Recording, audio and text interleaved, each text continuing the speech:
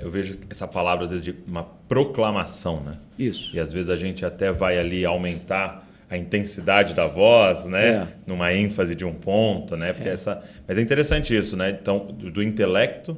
E eu li um livro chamado Switch, chama Switch em inglês, né? Que é... Em português ficou estranho o nome, ficou Aguinada. Mas era um livro falando como é que a gente faz mudanças, né? E aí, empresas, né, como é que vive mudanças. E ele falava algo interessante. Ele dizia que você precisa de convencer o cérebro. Então, a mente precisa convencer, mas isso não é suficiente para uma mudança. Você precisa inspirar o coração. Tem que tocar nas emoções para que a mudança aconteça. Né? Nós somos razão, emoção e volição, né? E vontade. Então, veja bem, nós não somos a favor de uma pregação que apenas mexe com o emocional. Porque o emocional, uma hora está em cima, outra está embaixo. Tal. Nem somos a favor de uma pregação que só dirige ao intelecto. Então, a pregação precisa ser endereçada ao intelecto. Esse intelecto esclarecido vai descer para o emocional, a pessoa vai sentir. Okay. É por isso que John Stott diz, quem estuda sobre a cruz e não se emociona, ele não entendeu a cruz. Não entendeu a cruz. Agora, quando a sua razão está iluminada pela verdade, e isso como um fogo no seu coração, isso vai desembocar na vontade, na volição, na mudança, na transformação. E eu fico muito feliz toda vez que eu vejo um pouco da sua história, né? Saber que você começou em Bragança Paulista, essa terra abençoada. Essa terra abençoada. Como é que você veio parar em Bragança Paulista? Pois é, eu era seminarista em Campinas e um dia um colega de turma disse assim, rapaz, tem um presbitério aqui em São Paulo que está se formando e está buscando seminarista para patrocinar, pagar os estudos. Você está pagando o seu próprio bolso os estudos, você não quer que eu dê uma olhadinha? Eu falei, eu quero e preciso. E aí, quando eu fui para esse presbitério, era chamado na época o Presbitério Unido de São Paulo, o pastor disse, olha, eu preciso de um seminarista em Bragança. Eu falei, é comigo mesmo. Então, eu comecei do segundo ano de seminário para cá, ajudando uma congregação em Vila Bianchi. E foi um tempo maravilhoso, a congregação cresceu, dobrou de tamanho. É mesmo? O outro ano já foi organizada a igreja. E aí, no terceiro ano de seminarista, eu fui trabalhar na sede. Sim. E o pastor... Que é na praça, no centro ali. Isso, ali. E aí o pastor foi para São Paulo e me convidou para ficar no lugar dele. Eu fiquei 3 anos como seminarista e 3 anos como pastor. E quantos anos você tinha? Eu era muito jovem naquela época. Eu entrei no seminário com 19, com 20 anos eu comecei a trabalhar aqui. Sim. Com 20 anos. Com 20 anos. E fiquei aqui até os 26 anos, quando então fui para Vitória. E sou pastor ainda hoje em Vitória, 37 anos. E aqui era realmente aquele trabalho de pastor de igreja local. Isso. De visita, nascimento, funeral, aconselhamento, a minha vida gabinete. Foi essa. De 10 anos para cá, quando eu vim para Luz para o Caminho, é que deu uma guinada. Mas a minha vida sempre foi focada no pastorado local, de visitação, de aconselhamento, de pregação, de estudo bíblico, de conferências. Sempre foi isso. E ali em Efésios 4, né, quando você tem aquela descrição dos 5 ministérios ali, entre pastor e mestre, você acha que o que é mais ainda? Olha, eu não me considero propriamente um mestre. Eu acho que mesmo?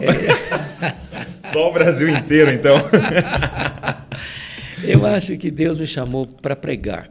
Um colega meu sempre diz o seguinte, eu transformo o estudo bíblico numa pregação. Isso é verdade. É uma pregação. Então, minha paixão, sabe, Douglas, é pregar. E hoje, depois de 93 para cá, eu tenho uma outra paixão que eu tenho certeza que foi um dom de Deus, é escrever. Sim. É escrever. Então, eu escrevo como prego. Parece que eu estou pregando ao escrever. A sua voz ali. Então, mas eu não me vejo, por exemplo, um professor numa sala de aula. Entendi. Qual a diferença de um estudo bíblico com uma pregação? Olha, o estudo bíblico eu acho que ele é mais informal. Você tem a oportunidade da pessoa interagir com você. Ok. Interromper, dizer, olha, isso aqui...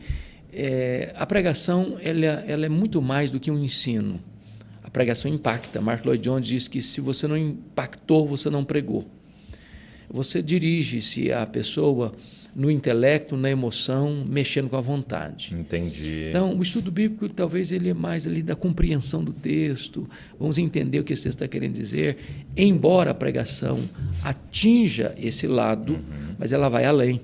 Ela tem o propósito de impactar a pessoa. Tá. Porque uma pessoa que entendeu e ela é impactada, ela vai agir. Sim. E a pregação sempre desperta a ação, muito mais do que o entendimento. São quantos livros escritos? Hoje, 160. 160 livros. 160 livros, graças a Deus.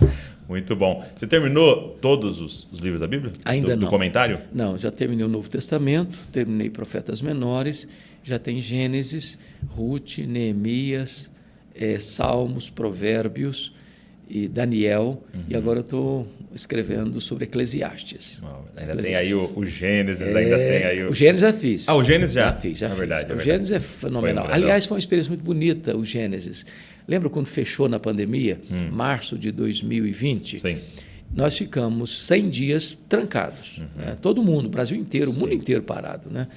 E eu me dediquei, Douglas, 10 horas por dia, durante 100 dias, para escrever Gênesis. Uau. Então, foi uma obra que nasceu, foi gestada e pariu no período da pandemia, daquele ano que fechou. Sim, e porque você pôde focar totalmente, mergulhar, né? 10 horas por dia. Que era o necessário para Gênesis, né? É. Muito bom. Agora, eu te perguntei isso, dos 160 livros, né? Porque muitas pessoas estão aqui nos ouvindo e assistindo, sentem vocacionadas, têm um chamado, sabem que o Senhor tem algo para elas ali, talvez relacionado ao ministério da pregação, talvez à escrita, talvez ao pastoreio, algo relacionado à igreja. E eu percebo que a pessoa fica sempre com uma sombra no coração de, mas eu não sou filho de um pastor, como, por exemplo, o meu caso, do pastor Josué, neto do pastor Zico, né? Ou eu não estou numa região central, né, perto de um seminário teológico, eu não estou numa igreja que tem um seminário muito forte aqui dentro e tal. E eu queria que você retomasse para a gente um pouco da sua história, para inspirar. Eu acho que uma das mensagens que mais me impactou foi não desista dos seus sonhos. O senhor usa um pouco da sua história para ilustrar, né? Fala para as pessoas que estão nos ouvindo de onde o senhor veio, né? Pois é, camarada. Eu nasci numa região rural. Minha família, na época, muito pobre, em virtude da conjuntura da época, né? Não tinha estrada, não tinha rádio, não tinha televisão, não tinha luz elétrica. Não tinha luz elétrica? Não tinha. Eu fui criado até a minha adolescência com lamparina de querosene. É mesmo? Acordava de manhã com o nariz cheio de fumaça. O senhor está com quantos anos? Eu estou com 64. 64. Então, a situação era muito difícil. Até porque eu, sendo filho caçula, na época minha mãe ficou muito doente e meu pai não tinha como tirá-la de casa, porque se era transportado numa padiola, na época uma pessoa ficava doente, num lençol amarrado numa vara e 2 pessoas carregando a trilha. Então, veio o médico, examinou minha mãe e disse, olha, essa mulher não vai sobreviver. Ela só tem uma opção, tem que sacrificar a criança para salvar a mãe. Se não sacrificar a criança, ela está em agonia de morte. A mãe muito doente, não vai conseguir dar à luz, e se não tirar a criança, a mãe morre junto com a criança. E a minha mãe, que já era cristã nesse tempo, tomou outra decisão e disse, não, eu não desisto desse filho. Eu estou pronta a morrer com ele, a morrer por ele, mas eu não abro mão da vida dele. E ela fez um voto para Deus ali. Minha mãe era uma mulher analfabeta, não sabia ler até então, mas conhecia Deus e era sábia. E ela disse, eu vou fazer um voto para Deus. Se Deus poupar a minha vida e poupar a vida dessa criança, eu vou consagrar esse menino para Deus, para ser um pastor, um pregador do Evangelho. E Deus ouviu a minha mãe, poupou a vida dela, poupou a minha vida, e eu nasci.